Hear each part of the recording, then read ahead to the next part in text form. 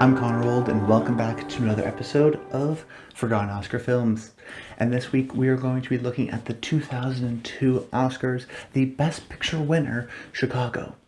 But if you're new to the series, what I do every single week is pick a movie that was nominated for Best Picture that I believe has been sort of forgotten to time. One movie that is not necessarily as well celebrated or rewatched or talked in terms of the must-see movies that you have to check out. The show is structured in 3 parts. The first being just the historical context, where we were at the time, what other movies were nominated, and why ultimately I chose this movie. Then my thoughts on the movie, because most of the time I'm seeing these movies for the very first time. And then finally the third part, answering that central question as to why this movie has been forgotten. Why this movie and not another movie? Why over the years has this sort of fallen out of favor?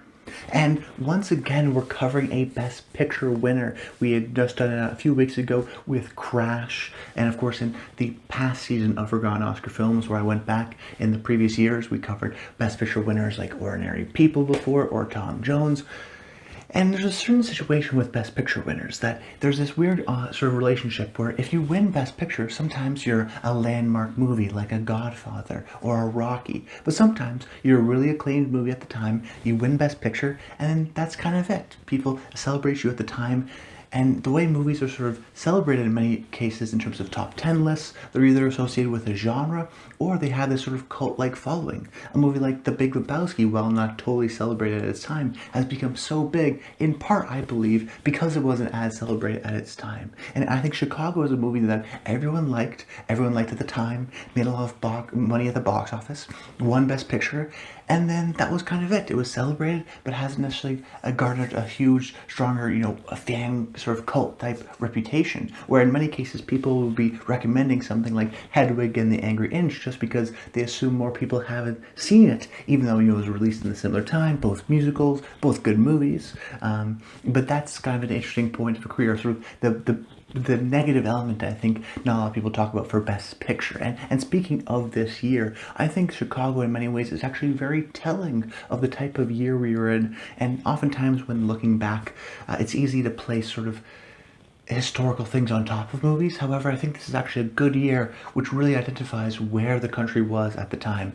The Academy, of course, being largely American, particularly during this time. Over the years it has become more and more international, but during this time it was very an American-based group. And that being said, this is only a couple of years away from the events of 9/11. I think it's sort of a dark period in time. The Iraq War is sort of looming as a potential possibility. So, as a matter of fact, if you look at the 5 Best Picture nominees, all 5 are either period movies or fantasy films. There's all some sort of level of escapism to these movies. And all Best Picture nominees being period movies hasn't happened since. So this is the last time we've gotten all the Best Picture nominees that were all in a period piece. At least we'll get, most of the time, I mean, there's always period pieces that get nominated, but we'll get a movie like a Nomadland, which is sort of a contemporary movie, 3 billboards outside Ebbing, Missouri. It's rare to see all Best Picture nominees be some sort of period piece / escapism element. And now actually in this year you could argue something like The Hours does have some modern day elements to the story, but it is also 2/3 mostly in the past. So not only did all the nominees this year sort of reflect the post 9/11 feeling of trying to look at the movies for escapism and a larger than life kind of themes and fantasy in that respect, I also think Chicago, the winner, the movie we're talking about today, is also even more evidence of that. The fact that this movie resonated, the fact that this movie won, is just shows an example of we want to be back to the good old days of Hollywood and glamour. And even the main character of Roxy, Renee Zellweger's character, is always sort of fantasizing and seeing things through this musical lens the way she wants to see things. And the movie does a great job editing back and forth with that, but it really is sort of emblematic of maybe where a lot of the people were at the time, members of the Academy, in terms of wanting to be somewhere that maybe they actually weren't. So when choosing the movie to pick, truth be told, a movie that's probably the most forgotten is The Hours. It is very much an Oscar movie, but that being said, it's directed by Stephen Daldry, and I already covered him in my Extremely Loud and Incredibly Close episode, so I didn't want to cover him again. Then there's the Lord of the Rings movie, The Two Towers. Last week we talked about The Lord of the Rings, but that's a huge successful franchise. The Pianist by Roman Polanski, which even though there's a lot of controversy surrounding Roman Polanski, he is still sort of a well-celebrated director who has many films in the canon. So, you know, a movie that he wins Best Director for will be historically important. And then Gangs of New York, which of course has Martin Scorsese behind it. So, because he's arguably the greatest director of all time, people will rewatch his filmography. And then we kind of have Chicago, and I think Chicago is a really unique 2000s kind of a movie. Like I said, it was well appreciated at the time and well celebrated.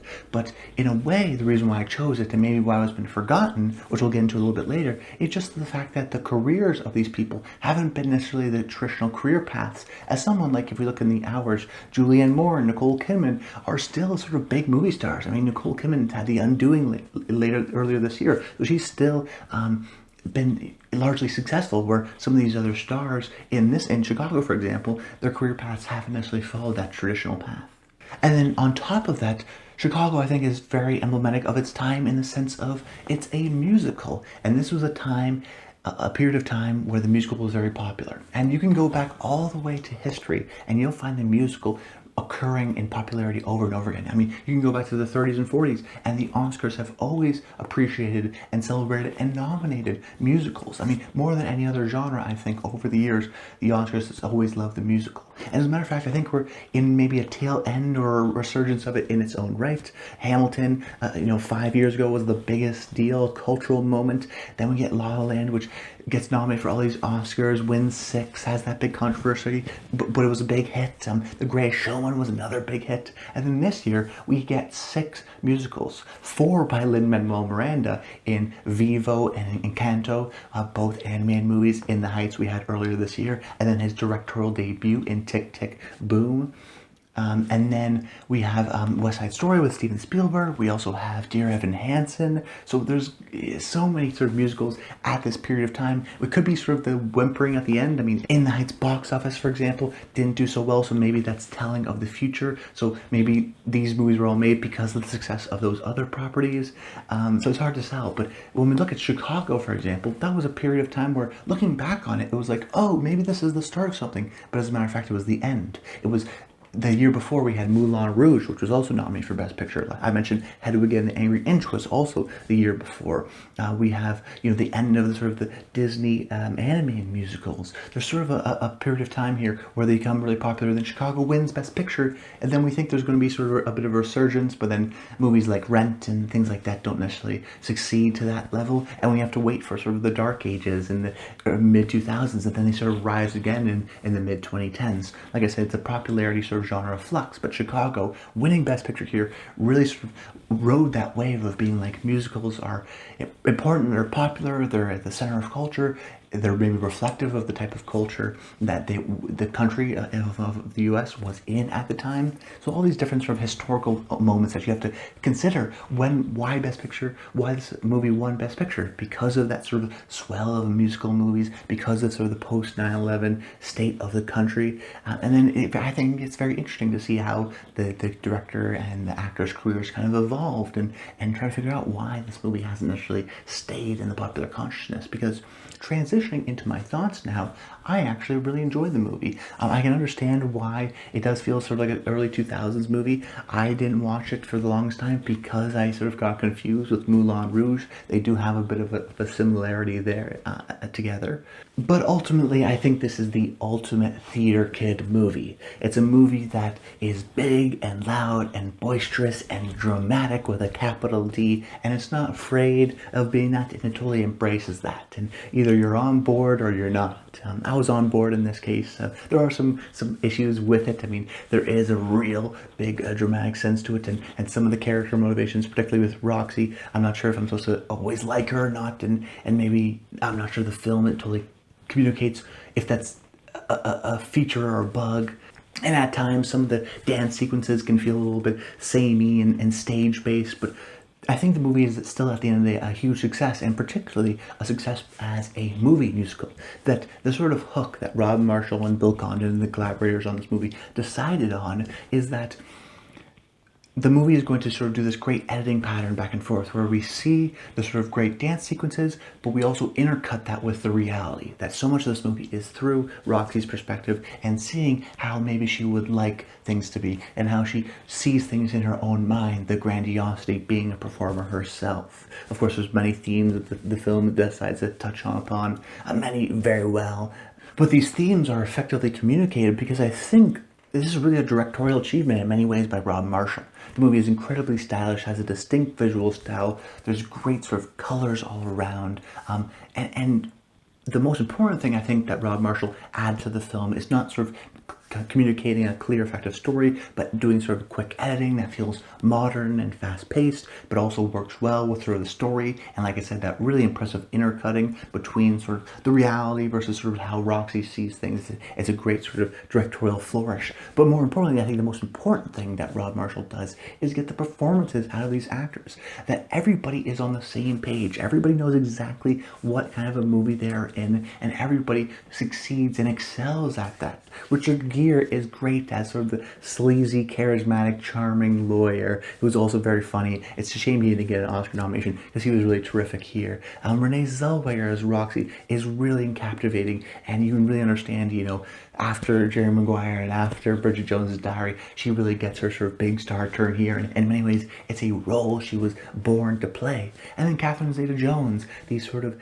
sexy, mysterious powerhouse, incredibly intoxicating, kind of like a tiger roaming across the screen and stealing every scene she's in. Of course, she ends up winning the Oscar for this movie, but she rightfully so, in my opinion, does. I mean, she's incredible and just energetic in this movie. And what I think the movie is also great at doing is, as well as being a great cinematic musical, it does sort of capture the feeling of going to see a play live. That when you see a musical theater specifically live, you go, wow, these people are really talented. They can sing, they can dance, and it's a powerful kind of a medium in that sense. And I think this movie captures that in the performances because of how large and boisterous their emotions are and their actions are, but how the performers really sort of lean into that and do such an excellent job at that. It's not sort of cringy in the sense that, I mean, it is kind of a theater kid movie, like I said, but it really does, its commitment is admirable in that sense, and I think its commitment is integral as to why the movie succeeds, because you actually do sort of care for these characters. You actually are very impressed by the performances. I mean, a sequence like Cell Block Tango is incredible at all the sort of different intercutting and the production design going on. It's a real sort of craftsman movie in that sense, which is why ultimately I go back to Rob Marshall, getting the performances out of everyone, making sure that the tone, the atmosphere, that's really important for directors, is that making sure everyone's on the same page so that everything feels cohesive. The interesting intercutting that's being done here, of course, the incredible craftswork going on. There is so much different elements to the movie that I ultimately appreciated, and it goes for one thing, and I can understand if you're not into that one thing, but even though I'm not totally into that one thing, I appreciate just the sort of commitment and the boldness of it, that it's impossible not to at least enjoy some of these sort of stylish, interesting, bold, incredibly sort of invigorating scenes. So while the movie does have a little bit of repetition at the end, and it's not subtle in any sense of the word, that's not what it's trying to do. I mean, this is a stage play adapted into a movie that does great at using sort of the cinematic medium to tell a different story than the actual Chicago play, but also sort of being true to sort of the style of acting you would see on stage and putting that on screen. So it does what it's supposed to do. It does what it achieves and does so at an incredibly high level with smart directorial performances and choices and great performances by the actors. But I guess answering that central question as to why this movie's been forgotten, it's a combination of things. Like I said at the top, I think it's because the movie was really well sort of appreciated at its time, and then because it's appreciated at its time, people don't necessarily feel the need to go back and fight for it and tell people to watch it because they assume everyone's watched it. I also think sort of the careers of Bill Condon and Rob Marshall have sort of devolved into, especially someone like Rob Marshall, being the standalone musical director. I mean, he hasn't really had sort of a huge critically acclaimed success after this, even though Memoirs of a Geisha and Mary Poppins Returns are well celebrated movies. He has kind of just sort of gone into this path of he's the musical guy. If you need a musical guy, you get him. And even the screenwriter, Bill Condon, he's most recently announced he's going to be doing a Guys and Dolls remake. So, I mean, they're sort of seen and sort of been riding off the success of Chicago, and they're sort of the premier guys for these musicals. And then the actors have sort of strange careers from this too. I mean, Richard Gere kind of gets the revival with Pretty Woman, and then this is sort of another career revival. However, he hasn't had that since. You know, he's had interesting performances, things like Arbitrage, but not necessarily big time roles as the sort of leading man. Catherine Zeta-Jones, you know, works with great filmmakers, but all of their sort of weaker movies, you know, Intolerable Cruelty is a weaker Coen Brothers movie. The Terminal is a weaker Steven Spielberg movie. Ocean's 12, I think, is the worst Ocean's movie. So it's a weird career where she works with these great directors, but just they're lesser movies. And then sort of most recently has a coffee brand, it has loungewear, so she's sort of gone into that direction, which isn't, like I said, not a traditional path. So maybe, you know, when she's not showing up as often as people, you know, she's not an incredibly, you know, like a Nicole Kidman type, where if you watch The Undoing, you're like, wow, I really like Nicole Kidman. Maybe I'll check out Eyes Wide Shut. There's none of that, wow, I really like Catherine Zeta-Jones in this great performance that's nominated for a bunch of Emmys. Maybe I'll check out Chicago again just to see how great she is. There's none of that element, which hurts. And even someone like Renee Zellweger, who I think has a really kind of strange and odd career in the sense that, like I said, she has Jerry Maguire, Bridget Jones, and then does this. She's at the top of the world. Next year, she wins Best Supporting Actress for Cold Mountain, or maybe that was Best Lead Actress for Cold Mountain. She wins an Oscar. And then sort of does a couple of movies that miss. Supporting role in something like Cinderella Man doesn't necessarily work overall as an Oscar movie. And then sort of is in the sort of, you know, underground for a little bit. It takes a few years off and then comes back with a Bridget Jones sequel and then wins the Oscar for Judy, which is one of the strangest Oscar wins because she hasn't done anything since then. So she is sort of a strange, elusive actor that doesn't have the sort of maybe star power that she did, but has sort of still a cultural dominance, and people still really like her. She has just been as prevalent as maybe we'd hope her to be. So the three careers of the actors, I think, it's odd because there's no Nicole Kidman, there's no Daniel Day-Lewis or Leonardo DiCaprio in Gangs of New York, for example. They sort of just were big at the time and have become less culturally relevant. And I think because of that, even though Chicago is a great movie, even though they're great at this, even though they're great actors, it's just the way of Hollywood where if you're not at the top of the top, you don't necessarily have a huge cult following and a fan base all the time that sort of forces the newer generation to watch your movies. Like I said, also I think the musical sort of comes in ebbs and flows. So, you know, my generation, I guess, is La La Land and Greatest Showman. Those are the movies me and my friends really like. But, you know, of course, you know, someone who's 30 whatnot grew up with Chicago, and that's their kind of generation. So it will still be around for a long time. Chicago's incredibly well successful play. It won Best Picture, but it's interesting to see how even if it wins Best Picture, sometimes that can be a curse in many ways too. But that's about it, guys. Let me know in the comments below your thoughts on Chicago. When was the last time you see it? What's your thoughts on my theory about it being kind of maybe a good post-11 movie, and maybe that's the reason why it won? Are you going to be seeing any of the musicals this year? Plenty of questions I'd love to hear in the comments down below. But that's about it, guys. Until next time, stay tuned.